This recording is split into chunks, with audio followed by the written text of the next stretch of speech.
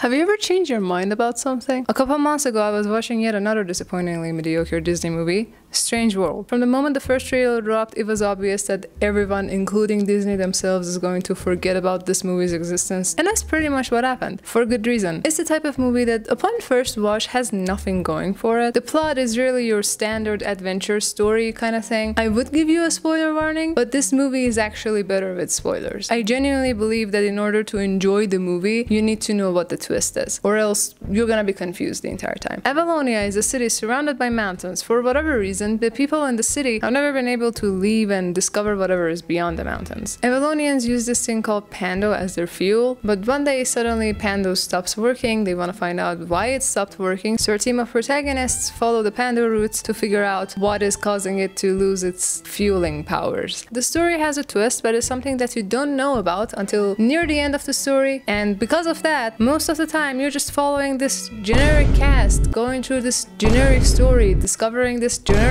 strange world with designs that are all generic. That's like the best word I could use to describe this movie for you. It's a generic movie, and since you don't know about the twist that's coming, for most of the movie you're following this pretty much uninteresting cast of characters, following another intergenerational trauma kind of plot line. I mean, it's not really about intergenerational trauma, but it is about parent-child conflicts, and at this point I think it's fair to assume that people are getting tired of seeing that from Disney and Pixar, since that's been the plot of I think every movie they released since 2018. Obviously, I didn't think much of this movie. I just threw it in my mental bin of stuff that wasn't worth thinking about and moved on with my life. Until a few months ago when I saw this video by Pop Culture Detective in defense of Disney's strange Solarpunk world. In it, Jonathan talks about the surprisingly radical ecological messages in the strange world and how his narrative is in line with Solarpunk narratives. And you should definitely go watch the video. It's phenomenal. His video made me go back and rewatch the movie, and this time around, I actually really enjoyed it. This time I liked where the story was going and how it was developing and whatever was happening, partially because I knew the twist this time around, but mostly because watching Pop Culture Detective's video made me kind of know what to look for in the movie. There were a lot of things that kind of went over my head and I didn't really notice until I saw his video and then I rewatched the movie. As an example, there was a board game in this movie, and in the scene where the family is trying to play this game, I didn't get where they were going with this. It seemed like a scene that's trying to show us, okay, this family has a lot of conflicts in it, and Searcher is more like his dad than he'd like to admit, blah blah blah. But I'm gonna play this clip of Jonathan's video about the board game and how it gave me a new perspective that I really hadn't thought of.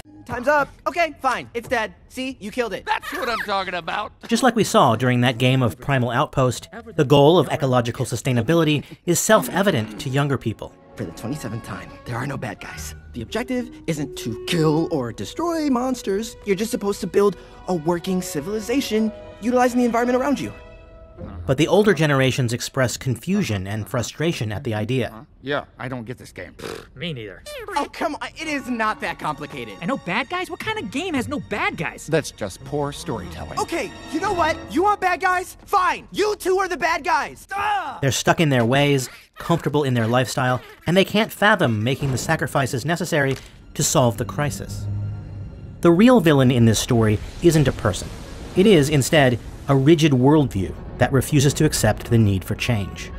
The main issue with Disney's The Strange World is it has a twist, and it really shouldn't have a twist because you are not going to get what the story is about, you're not gonna get where they are going with this until you know about the twist. And once you reach it and you learn about it, it's already kind of too late because first impressions matter, and especially with the world design and the design of like the characters in The Strange World. When you don't know what's going on, all of them look so generic and so uninteresting. But once you know what's going on, you can forgive that and you can appreciate it for what it's meant to be. But you're not gonna appreciate it for what it's meant to be when you don't know what it's meant to be until the last 20 minutes of the movie. So the twist is Avalonia is actually on the back of this big giant bus from God of War, and Pando is actually an infection that's slowly killing this creature. And when our protagonists enter this strange world, they have actually went under the skin and into one of its veins or something. All of the creatures that you see are supposed to be the creature's cells and immune system system, and it actually makes a lot of sense, and the designs are gonna be actually kind of likable once you know that. On second watch, you can kind of look and go, oh yeah, that's like a white blood cell. Upon watching it again, you can actually appreciate the movie for what it is. Even though I still don't think it's an amazing movie, I mean, it's a 7 out of 10 on a good day, I can see some redeeming qualities to it. I can appreciate it for the good things that it has, and I genuinely think it's something that's worth a watch if you know the twist, or else you're gonna be kind of confused the whole time because you won't know what to focus on. All of this to say,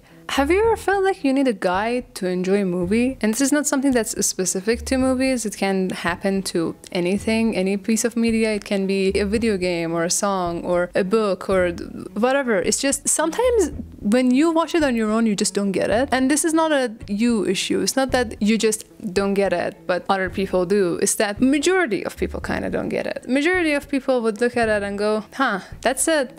Painfully mediocre thing. But then someone can suddenly come in with a new perspective and go, hey, actually there's this thing that's cool about it. And suddenly you can find some appreciation for it. Bolt is another movie that I feel this way about. I mean, Bolt does have some sort of a cult following, and I am one of them. But I've also seen a lot of people watch it and say, hey, it's fine, but it's not like that great. To me, Bolt is one of my favorite movies because the way I see it, it's a story about this sheltered kid who's constantly told that the world outside is really dangerous and other people want to abuse him for his powers and that he's not safe outside. But then he goes outside and at first is scared and thinks that yeah, everything is dangerous, but then slowly comes to realize that the world isn't perfect, but it's not as dangerous or as terrible as I thought either. It's actually kind of a nice place to be in, and I like it, and I would rather be here than inside my own bubble. The story is kind of similar to Tangled, but I had always really connected to that story and I really appreciated that. And then I realized that's not even something that most people have even like seen this movie as. I guess people don't really look at Bolt as an allegory for a sheltered kid, which I guess kind of makes sense, but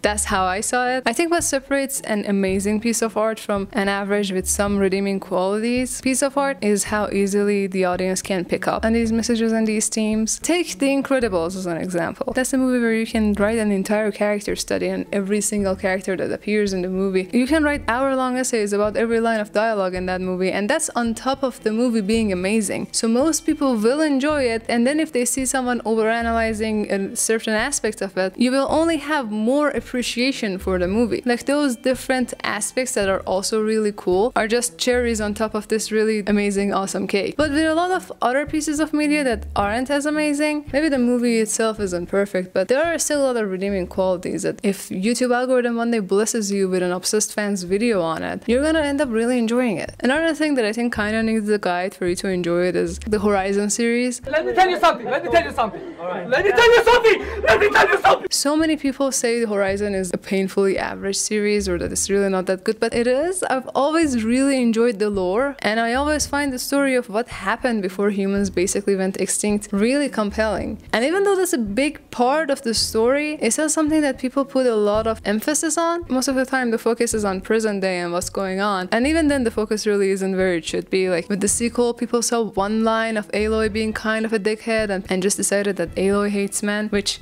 not the case. Have you ever heard of this crazy thing called character development? It's not that she's a dick to men and she hates them, it's that she's a fucking dick to everybody because she thinks she has to do this thing alone. She has this savior complex, and then she learns that, oh wait, no, actually I'm not alone and I can trust my friends and I shouldn't be a dick to them. If you were to just judge every single character by the first act of their arc, none of your favorite characters would be your favorite characters. Zuko in the first act of his arc is a fucking brat, but you're not gonna judge the entire character based on how he appears in the first episode, so why do you do it here? But anyways, I just love it when people overanalyze pieces of media and give you new perspectives and reasons as to why you should really love this thing that they're really passionate about. Even if it was already really good art, now suddenly it's even better art. It's just really fun to watch. And I think everybody has at least one thing that they really love, but nobody else gets it because they just don't get this really specific aspect of it. So tell me about your favorite piece of media that people need a guide to enjoy. And that's it.